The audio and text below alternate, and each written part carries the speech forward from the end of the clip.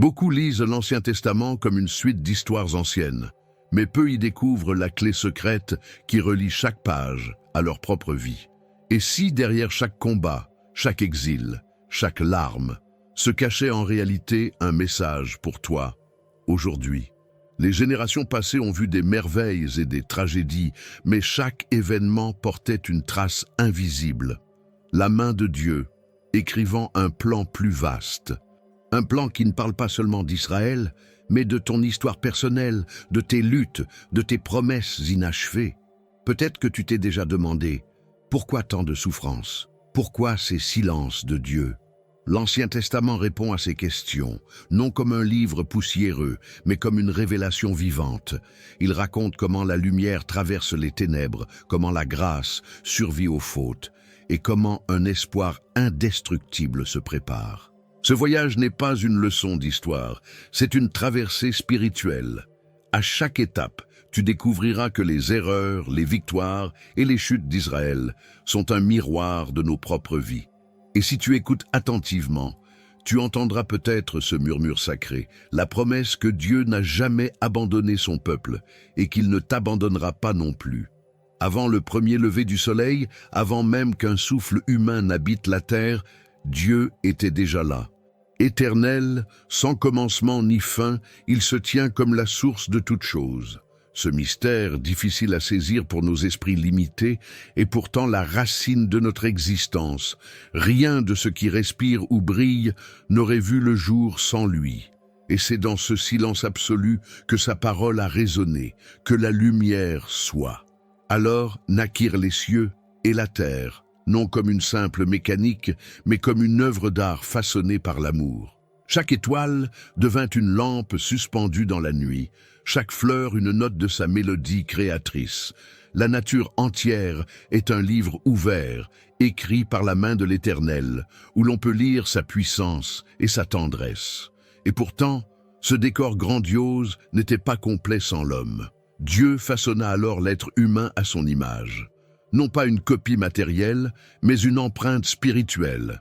Intelligence, liberté et capacité d'aimer. L'homme et la femme reçurent la mission de gouverner la création comme intendants fidèles. Dans le jardin d'Éden, tout respirait la plénitude, harmonie parfaite entre ciel et terre, entre créature et créateur. Mais dans cette perfection, une liberté fragile battait déjà comme une flamme. Car là où il y a liberté, il y a choix. Et le choix de l'homme fut de tendre l'oreille à une voix étrangère, celle qui semait le doute sur la bonté de Dieu. Le fruit défendu devint symbole de désobéissance et de rupture. En une bouchée, l'innocence se brisa et une ombre s'étendit sur la création. Le jardin devint désert et la communion intime fut remplacée par le silence et le labeur. Pourtant, même au milieu de la chute, Dieu ne tourna pas son regard. Une promesse fut murmurée. La descendance de la femme écraserait la tête du serpent. Cette espérance traverserait les siècles, inscrite dans les histoires de familles, de nations et de peuples marqués par la faute. Et c'est dans cette tension entre la grâce et le jugement que commence le récit des premiers fils d'Adam et Ève. Deux frères s'approchèrent de l'autel. Abel offrit le meilleur de son troupeau, avec un cœur pur, tandis que Caïn présenta le fruit de la terre, mais sans cette ardeur qui touche le ciel. Dieu, qui voit au-delà des gestes, regarda Abel avec faveur, et Caïn sentit son visage s'assombrir. La jalousie, ce poison silencieux, s'infiltra en lui comme une ombre, et ce qui devait être une offrande devint la graine d'un crime. Dans un champ, loin des regards, Caïn leva la main contre son frère. Le premier sang humain toucha la terre, et elle cria vers Dieu comme une trompette invisible. Le fratricide ne fut pas seulement la perte d'un homme, mais la blessure d'une humanité qui commençait à peine à respirer. Et Dieu, dans sa justice, marqua Caïn, non pour le détruire, mais pour qu'il porte à jamais la mémoire de son choix. Mais l'histoire ne s'arrêta pas là. Adam et Ève reçurent un autre fils, Seth, qui devint signe de miséricorde. En lui, une lignée fut préservée, une descendance qui invoquerait encore le nom du Seigneur. Comme une lampe dans la nuit, Seth représentait la continuité de la promesse, l'assurance que Dieu n'avait pas abandonné sa création malgré le sang versé. Cependant, au fil des générations, la violence se multiplia. Les villes s'emplirent de corruption et les hommes s'enfoncèrent dans la méchanceté. Les chants d'adoration furent remplacés par des cris de guerre et des larmes de veuves. La terre, saturée de haine, semblait gémir sous le poids de ses habitants. Et dans le ciel, Dieu observa la noirceur grandissante comme une mer prête à tout engloutir. Alors vint la décision redoutable, un déluge qui laverait la terre. Mais dans ce verdict, une arche de salut se préparait déjà par la foi d'un seul homme, Noé. Là encore, l'histoire basculait. La justice divine se mêlait à la grâce, et l'humanité recevait une seconde chance. Et c'est dans ce nouveau départ que naîtront les récits des patriarches, pères de la foi. Vous êtes-vous déjà senti perdu, déconnecté de qui vous êtes vraiment, sans savoir quel est le plan de Dieu pour votre vie? La vérité, c'est que vous n'êtes pas ici par hasard. Dieu a un but pour vous, et je veux vous aider à le découvrir. C'est pourquoi j'ai créé 3 e-books qui transformeront votre parcours avec Dieu. Cliquez sur le lien dans le commentaire épinglé et commencez votre transformation dès maintenant. Tout commence avec un appel mystérieux. Quitte ton pays, ta famille et la maison de ton père. Abraham n'avait aucune certitude, sauf celle de la voix de Dieu qui promettait une terre et une descendance. Sans carte ni plan précis, il marcha comme un pèlerin de la foi. À chaque pas dans le désert, il élevait des autels, rappelant que la véritable richesse ne se mesurait pas en or, mais en promesses. Puis vint Isaac, l'enfant de la promesse. Il ne devait même pas exister selon les lois de la nature, car ses parents étaient trop âgés. Pourtant, Dieu fit éclore la vie là où tout semblait stérile. Et quand Abraham fut invité à le sacrifier, son cœur trembla. Mais sur la montagne, le couteau resta suspendu et un bélier fut donné en échange. Ce moment fut une image prophétique du Christ, l'agneau offert pour nous. Jacob, lui, connut un chemin plus tortueux. Trompeur et trompé, fuyant et poursuivi, il lutta toute sa vie. Mais une nuit, au gué du Yabok, il se retrouva face à l'ange de Dieu. Dans cette lutte mystérieuse, Jacob fut blessé mais transformé. Son nom devint Israël, celui qui lutte avec Dieu. Ce changement n'était pas seulement un titre, c'était une identité nouvelle, bâtie sur la rencontre avec le divin. Puis s'élève la figure de Joseph, vendu par jalousie, jeté dans une citerne, emprisonné injustement. Tout semblait perdu. Et pourtant, chaque épreuve était un pas vers son élévation. De prisonnier, il devint gouverneur d'Égypte. Et lorsqu'il retrouva ses frères, il ne répondit pas par la vengeance, mais par des larmes et des paroles de pardon. Vous aviez voulu me faire du mal, mais Dieu l'a changé en bien. À travers ces patriarches, une leçon traverse les siècles. Dieu écrit des histoires de salut avec des vies marquées par l'attente, la souffrance et la trahison. Leurs failles sont devenues des portes d'espérance, et cette lignée conduira Israël vers un destin plus grand encore, l'Exode, où la main puissante de Dieu se manifestera au grand jour. Le contenu vous a plu et il a fait une différence pour vous? Cliquez sur « Merci » et soutenez notre travail. Un enfant sauvé des eaux, élevé au palais de Pharaon, mais appelé à devenir libérateur. Telle est la destinée de Moïse. Sa vie bascule lorsqu'il rencontre Dieu dans un buisson ardent qui brûle sans se consumer. Là, une voix l'appelle par son nom et lui confie une mission impossible, affronter l'empire le plus puissant de son temps. Moïse hésite, tremble, mais découvre que la force ne réside pas dans son éloquence, mais dans le nom de celui qui l'envoie. Les plaies d'Égypte ne furent pas seulement des miracles spectaculaires. Elles révélaient que le Dieu d'Israël dominait les idoles et les faux dieux du Nil. Chaque fléau arrachait les chaînes d'un peuple réduit en esclavage depuis des générations. Et la nuit de la Pâque, quand le sang de l'agneau marqua les portes, une nouvelle identité naquit, celle d'un peuple racheté par une alliance. Au Sinaï, la scène fut redoutable. Tonnerre, éclair et une voix qui faisait trembler la montagne. Là, Dieu donna les 10 commandements, non comme un poids, mais comme un chemin de vie. Ces paroles gravées dans la pierre devaient aussi s'inscrire dans le cœur. Aimer Dieu de tout son être et son prochain comme soi-même. Mais très vite, Israël découvrit que la liberté extérieure ne suffisait pas sans une fidélité intérieure. 40 ans de désert furent nécessaires pour transformer des esclaves en héritiers. Chaque jour, la manne tombait comme un rappel que l'homme ne vit pas seulement de pain. Chaque pas soulevait la poussière d'un peuple qui murmurait, doutait, mais que Dieu guidait par une nuée le jour et une colonne de feu la nuit. Le désert devint école de dépendance, lieu de brisement et de promesses. Enfin, au seuil de Canaan, Moïse s'effaça pour laisser place à Josué. Les murailles de Jéricho s'écrouleraient non par des armes, mais par la puissance de la foi et de l'obéissance. L'histoire s'ouvrait désormais sur un nouveau chapitre, celui des juges, où la fidélité du peuple serait mise à rude épreuve entre rechute et délivrance. Après la conquête de Canaan, Israël entra dans une longue période d'instabilité. Sans roi humain, le peuple devait reconnaître Dieu comme son véritable souverain. Mais les cœurs vacillaient. Après chaque délivrance, l'oubli s'installait et l'idolâtrie reprenait racine. Le cycle se répétait. Péché, oppression, repentance, puis libération par un juge suscité par Dieu. Chaque génération semblait recommencer la même histoire, comme une roue brisée qui tourne sans fin. Parmi ces juges, certains marquèrent l'histoire par leur foi et leur courage. Déborah, une femme prophétesse, conduisit Israël à la victoire contre Sisera, prouvant que Dieu peut utiliser qui il veut. Gédéon, faible et hésitant, fut choisi pour libérer son peuple avec seulement 300 hommes. Samson, malgré ses faiblesses, devint une arme vivante entre les mains de l'Éternel. Ces récits montrent que Dieu se plaît à agir au-delà de nos limites. Pourtant, ces victoires n'effaçaient pas le fond du problème. Le peuple revenait toujours à ses idoles. Comme une lampe sans huile, leur foi s'éteignait rapidement dès que le juge disparaissait. Ils oubliaient que la véritable force ne venait pas des armes ni des alliances humaines, mais du lien intime avec Dieu.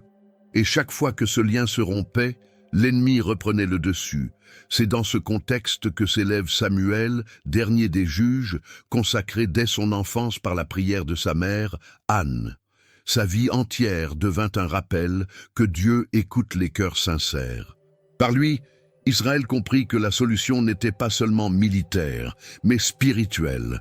Revenir à l'alliance, écouter la parole, marcher dans la fidélité. Mais le peuple, insatisfait, demanda un roi comme les autres nations.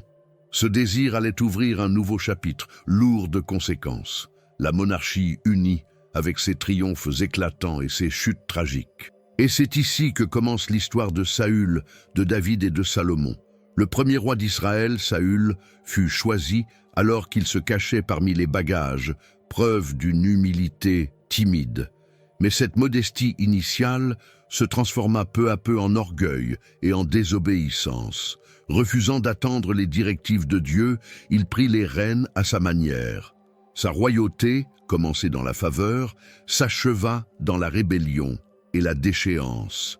L'histoire de Saül reste un avertissement. Commencer avec Dieu ne garantit pas de finir avec lui.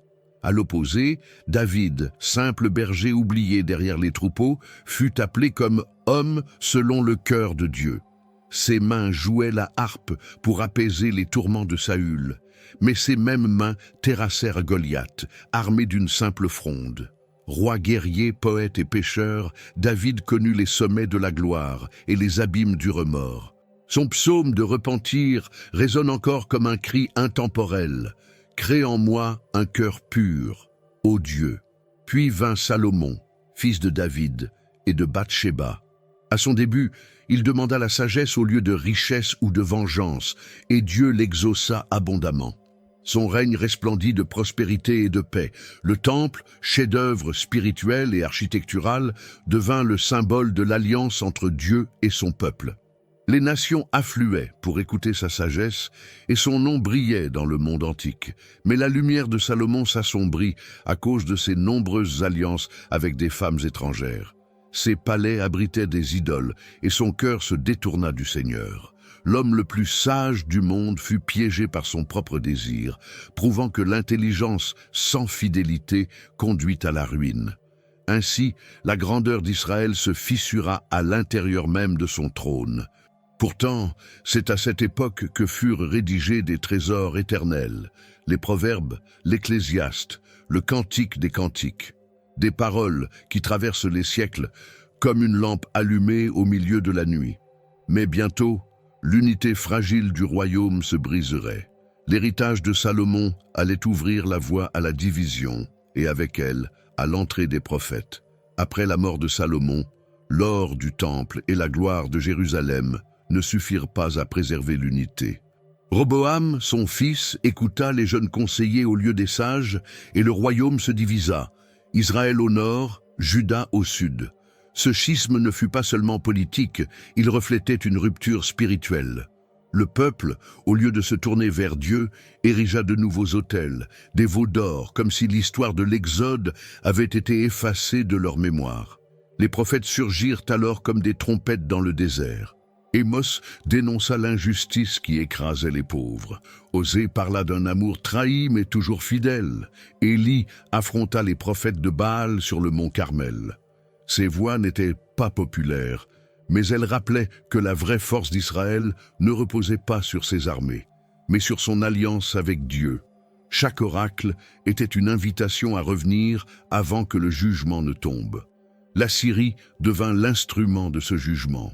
Samarie, capitale du royaume du Nord, fut détruite et une partie du peuple fut dispersée. Ce désastre donna naissance aux Samaritains, méprisés plus tard par les Juifs, mais dont l'histoire trouve ici ses racines. C'était comme si un arbre vigoureux avait été arraché, laissant derrière lui des branches brisées et des racines mêlées. Juda, au sud, connut une destinée plus longue, mais pas exempte de rébellion. Quelques rois fidèles, comme Ézéchias et Josias, ramenèrent brièvement la lumière, mais d'autres plongèrent le peuple dans l'idolâtrie. Jérémie pleurait en voyant les rues de Jérusalem se remplir d'iniquité, tandis qu'Ésaïe annonçait le signe d'un enfant né d'une vierge, promesse d'un salut futur au milieu des ruines. Finalement, Nabuchodonosor fit tomber Jérusalem. Le temple fut incendié, les murailles réduites en poussière, et le peuple emmené captif à Babylone. Pourtant, même dans l'exil, la voix des prophètes résonnait. Ce n'était pas la fin, mais une étape dans le plan divin. Une restauration était promise, un retour à venir. 70 ans passèrent à Babylone, une génération entière habituée à vivre loin de Jérusalem. Mais Dieu n'oublie jamais ses promesses.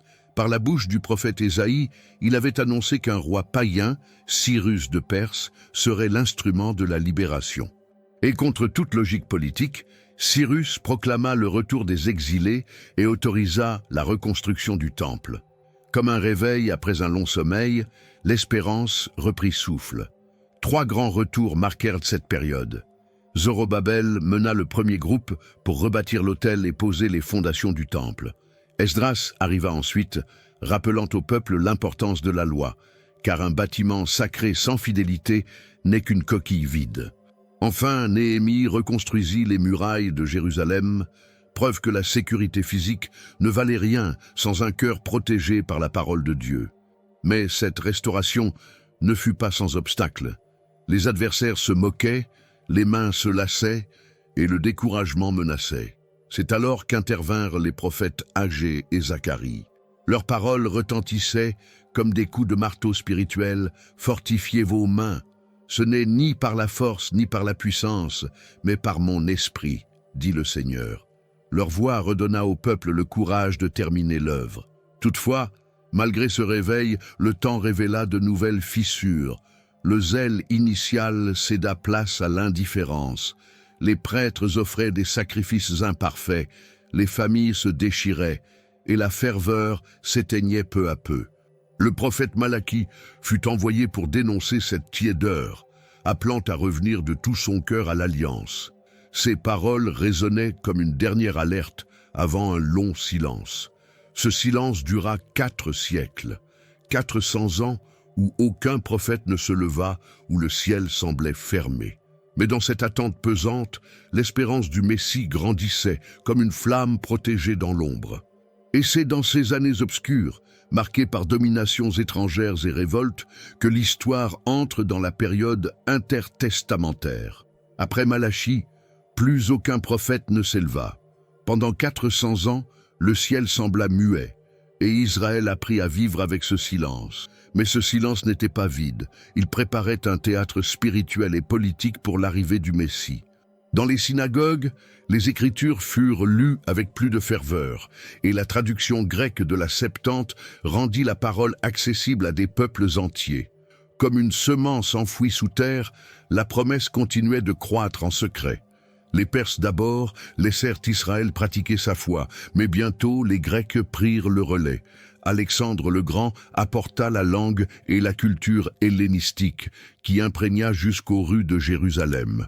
Puis vinrent les Séleucides et les Ptolémées, des dynasties étrangères qui utilisèrent le temple comme un pion politique. Et au cœur de ces influences, la foi juive fut sans cesse mise à l'épreuve, tiraillée entre fidélité et compromis. L'un des épisodes les plus sombres survint sous Antiochos Épiphane, qui profana le sanctuaire en érigeant une idole païenne au cœur du temple. Beaucoup fléchirent, mais une famille se leva, les Maccabées. Leur révolte ralluma la flamme de la fidélité et redonna à Israël un souffle d'indépendance. La fête de Hanouka rappelle encore cette purification du temple et la victoire de quelques-uns contre un empire. Mais cette liberté fut de courte durée, car Rome étendit bientôt son emprise. Sous leur joug, Israël connut un règne dur, marqué par impôts lourds et oppression. Hérode le Grand, installé par les Romains, fit construire de grands édifices, mais son cœur était rongé par la peur et la cruauté. Obsédé par la promesse d'un roi à venir, il fit couler le sang pour préserver son trône. Ainsi, entre silence prophétique, influences étrangères et attentes grandissantes, le peuple regardait vers le ciel. Tout semblait annoncer qu'un événement unique allait surgir. Dans les ténèbres de l'histoire, une lumière s'apprêtait à briller, l'espoir du Messie, attendu depuis les âges. Après des siècles de domination étrangère, de guerres et de trahisons, le cœur d'Israël battait d'une attente ardente, celle du libérateur promis. Chaque lecture des prophètes rappelait la promesse d'un enfant, né d'une vierge, d'un roi humble monté sur un ânon, d'un serviteur souffrant portant les fautes de son peuple. Le silence de Dieu n'avait pas éteint l'espérance, il l'avait aiguisée comme une flèche prête à être décochée. La situation politique était tendue. Les Romains régnaient avec dureté, installant des garnisons dans chaque ville. Les impôts étouffaient les familles, et les croix dressées aux portes rappelaient la cruauté du pouvoir impérial. Beaucoup rêvaient d'un Messie guerrier, capable de renverser César. Mais dans le secret du plan divin, le salut allait venir par des voies inattendues, non l'épée, mais l'amour, non la révolte, mais la croix. Les religieux eux-mêmes, loin d'apaiser le peuple, alourdissaient le fardeau. Pharisiens, sadducéens et scribes multipliaient les règles, laissant la grâce se dessécher derrière une façade de piété. Les simples gens soupiraient. Quand Dieu visitera-t-il à nouveau son peuple ? Chaque sabbat, chaque psaume chanté devenait une prière silencieuse, une attente collective. Et c'est dans ce climat, au cœur de Bethléem, qu'une crèche fut le théâtre du plus grand mystère. L'enfant emmailloté dans une mangeoire portait déjà les titres éternels. Prince de paix, Emmanuel, Dieu avec nous. Les anges annoncèrent la nouvelle aux bergers, les mages vinrent de loin, et Hérode trembla. La promesse ancienne avait pris chair. Ainsi l'histoire de l'Ancien Testament, avec ses alliances, ses trahisons, ses exils et ses prophètes, trouvait son accomplissement dans une naissance fragile. Mais ce n'était pas une fin, c'était un commencement. Car à partir de là, l'humanité découvrirait que la lumière brillait enfin dans les ténèbres et que rien ne pourrait l'éteindre.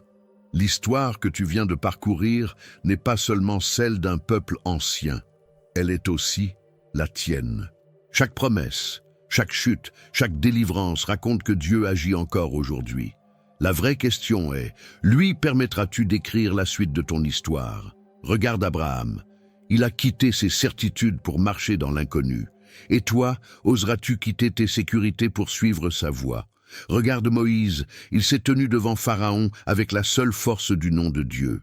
Et toi, devant tes géants intérieurs, feras-tu confiance à sa puissance ? L'Ancien Testament nous montre que, malgré nos faiblesses, Dieu prépare toujours une restauration. peut-être portes-tu encore des blessures, des regrets ou des chaînes.